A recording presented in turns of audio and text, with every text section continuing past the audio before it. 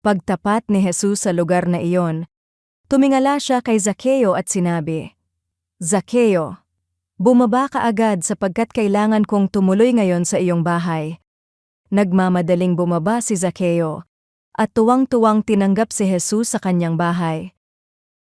May mga taong pinipiling mapag-isa, hindi dahil ayaw nilang may makasama, kundi dahil pagod na silang maunawaan ng mali. Pakiramdam nila, mas madali nang umiwas kaysa muling maranasan ang paghusga ng iba. Kaya tahimik na lamang silang nagmamasid sa malayo, umaasang kahit minsan ay may makapansin at tunay na makakita sa kanila.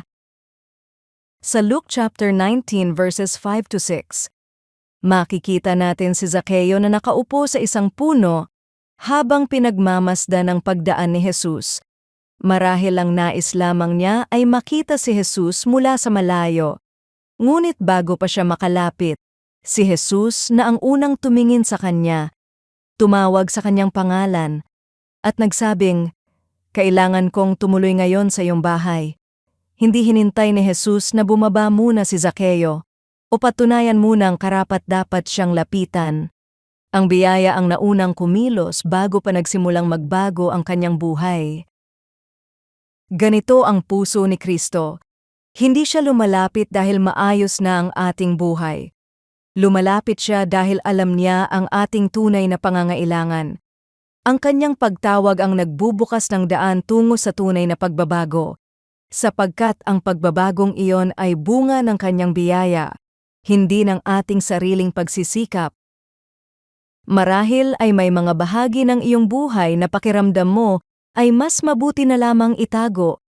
Ngunit walang taong hindi nakikita ni Jesus, at walang pusong hindi kayang abutin ng kanyang biyaya.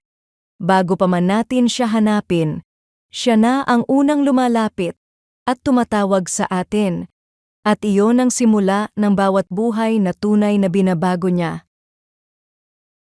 Panginoong Jesus, salamat dahil hindi mo ako hinintay na maging karapat-dapat bago mo ako lapitan. Tulungan mo akong araw-araw na tumugon sa iyong pagtawag at magtiwala sa biyayang patuloy na bumabago sa aking buhay. Sa iyong pangalan ito ang aking dalangin. Amen.